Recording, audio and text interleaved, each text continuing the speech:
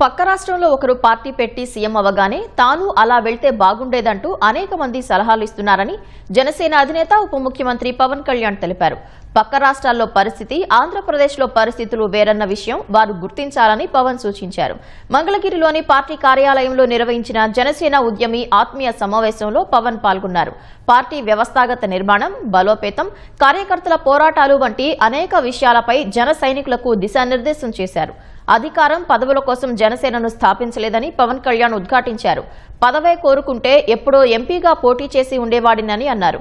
Party స్థాపించినప్పటి నుంచి దశాబ్ద కాలంగా అనేక ఆటుపోట్లను ఎదుర్కోవటం వల్లే ఇప్పుడు బలంగా నిలబడగలిగామని పవన్ అన్నారు. 2019లో ఒంటరిగా పోటీ చేసి దెబ్బతిన్న విషయాన్ని గుర్తు చేశారు.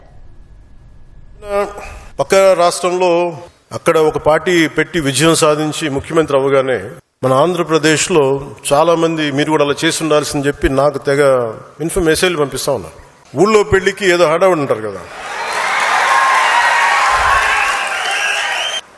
అరే ఆంధ్రప్రదేశ్ పరిస్థితులు వేరు. సరే వీళ్ళు చెప్పినట్టుగానే మనం కూర్చొని 2019 నిలబడ్డాం. ఎక్కడ పెట్టారు? 2 చోట్ల ఓడించారు కదా. పోనీ ఎవరైనా నిలబడ్డారు ఆ రోజున నాయకులు అంటే అందరూ పారిపోయారు కదా. సో అందుకని కంపారిజన్ పెట్టకండి.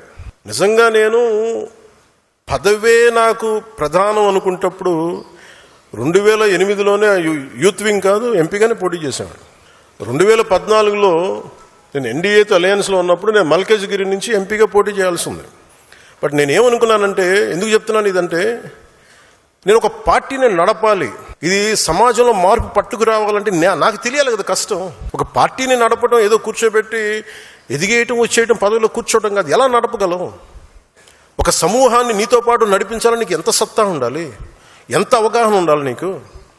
నువ్వు ఆ భావజాలను కట్టుబడి ఉంటావా లేదా అనేది మనకు తెలియాలి. అందుకని ఇవన్నీ నిర్ణయించుకొని ఒక దశాబ్దం నేను నలుగుతానని నిర్ణయించుకున్నాను.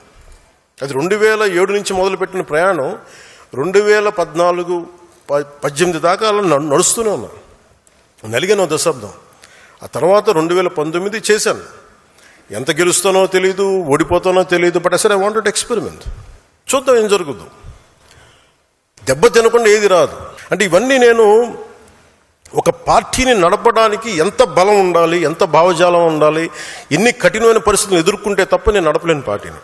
ఈ రోజున అందరూ నన్ను వదిలేసిన నేను పార్టీని చాలా ధైర్యంగా ముందుకు తీసుకెళ్ళగలను. ఆ ధైర్యం నాకు ఈ సుదీర్ఘ పుష్కర కాలం నాకు ప్రయాణం నాకు ఇచ్చింది.